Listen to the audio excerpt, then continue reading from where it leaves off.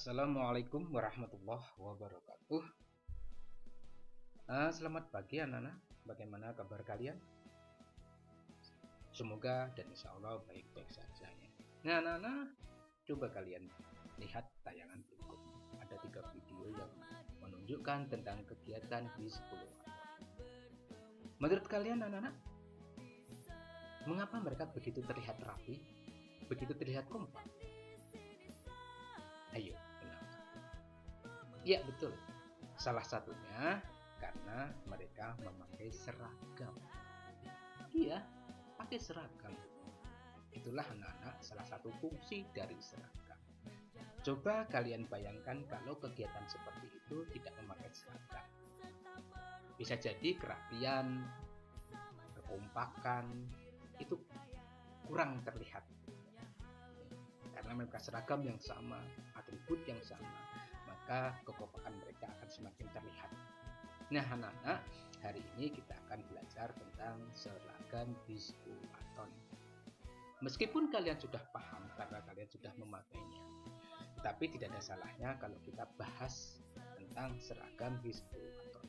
Apa saja bagiannya, apa saja yang harus dan tidak boleh dilupakan, nanti kita bahas ya.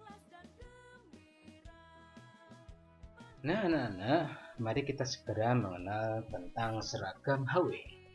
Apa itu seragam HW? Seragam sendiri mempunyai arti pakaian yang dikenakan atau dipakai oleh semua anggota. Jadi kalau seragam HW berarti pakaian yang dikenakan atau dipakai oleh semua anggota Hizbul Waton.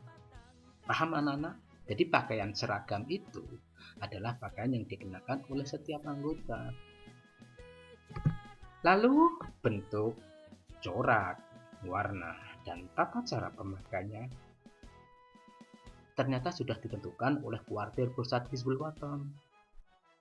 Jadi tidak boleh setiap sekolah kemudian mau membuat corak sendiri, warna sendiri, atau bentuk sendiri tentang seragam HW. Tidak.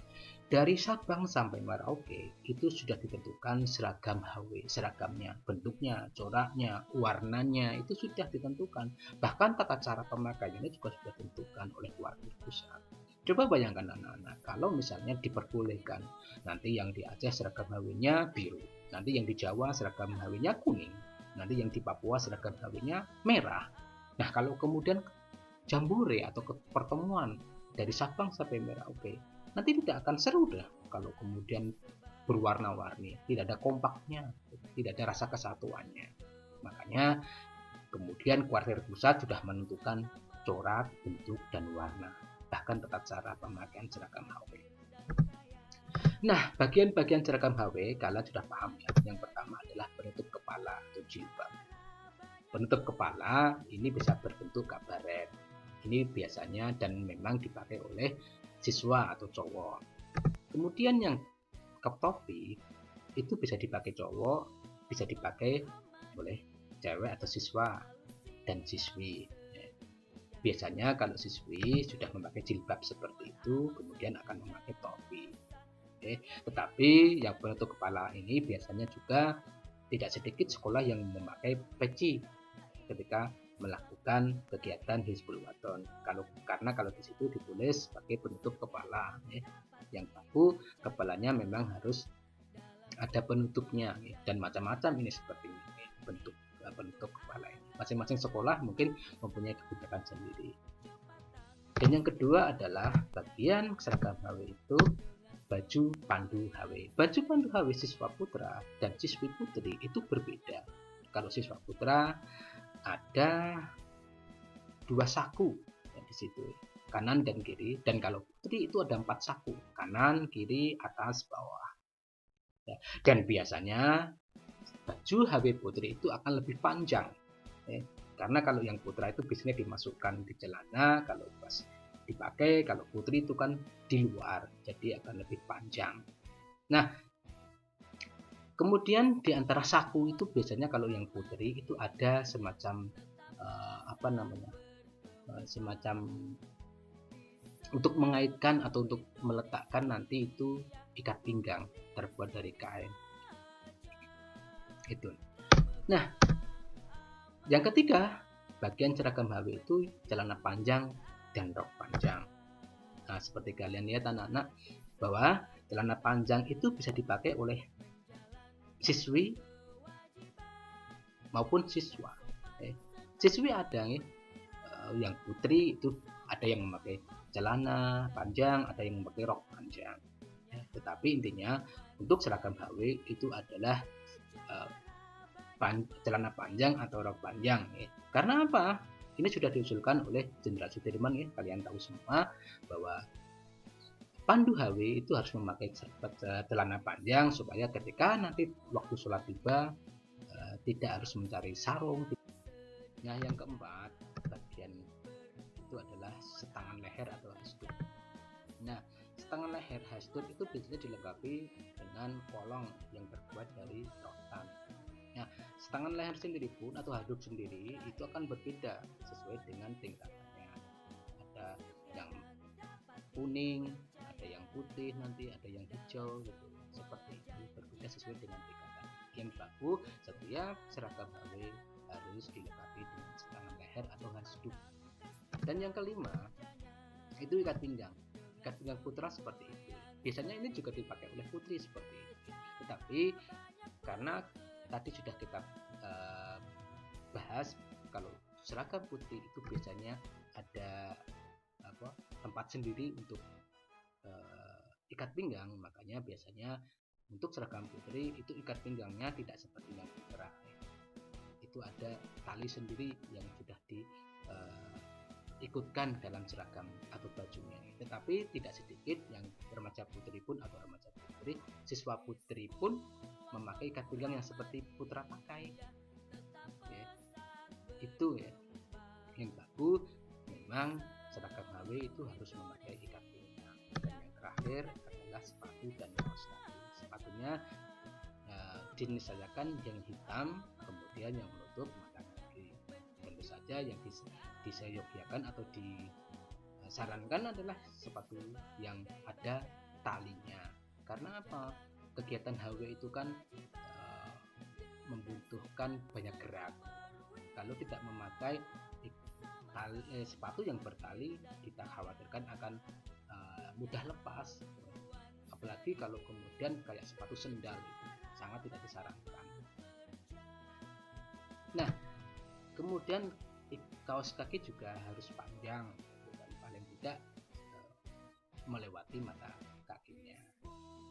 Itu ya anak-anak bagian dari seragam HW.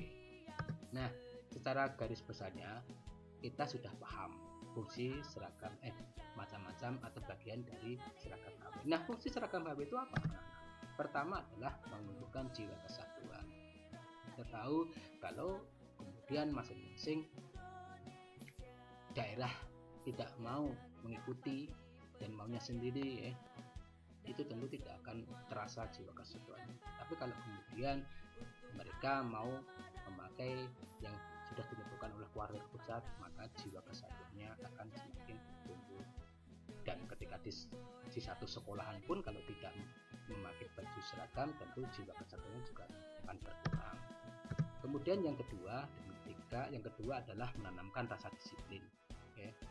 Kita sudah tahu kalau kemudian memakai seragam itu dimaksudkan untuk menumbuhkan rasa disiplin. Dan yang ketiga adalah menanamkan harga diri. Kita sebagai bagian dari HW sudah sepantasnya dan sudah seharusnya kita berbangga diri bahwa Hizbul Waton mempunyai seragam yang begitu indah dan begitu menawan, dan kita harus bangga sebagai bagian dari Hizbul Waton. Dan yang kemudian adalah untuk melatih kerapian dan kesederhanaan, bahwa seragam HW tidak sepantasnya dibuat mewah gitu kan, karena memang seragam HW itu kan cenderung atau lebih mengajarkan anak-anak untuk hidup sederhana, hidup mandiri dan disiplin tentu. Jadi tidak boleh mewah-mewahan. Dan asiknya dalam keadaan tertentu seragam bisa diganti dengan pakaian sesuai dengan kegiatan, jenis kegiatan ya. Misalnya kalau misalnya pas kegiatan HW itu butuh kaos atau memerlukan kaos, nah seragam HW itu bisa dialihfungsikan atau bisa diganti kemudian dengan seragam yang lain. Nah, secara garis besar ini kalian bisa lihat sendiri itu seragam HW seperti itu. Berikut atributnya itu macam-macam atributnya, ada apa itu, tanda pengenal, ada badge, ada nama dada, tanda jabatan, dan lain-lain. Nanti bisa kita pelajari berikutnya, kita pelajari pada pertemuan berikutnya. Yang jelas bahwa HW Hizbul Waton itu mempunyai seragam yang sudah disepakati secara nasional. Nah anak-anak, demikian yang bisa kita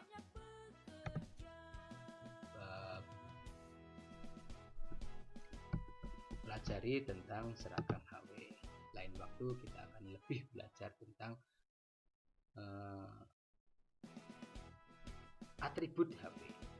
Demikian anak-anak. Kalau nanti ada yang kurang jelas bisa kalian tanyakan. Kita akhiri. Assalamualaikum warahmatullahi wabarakatuh.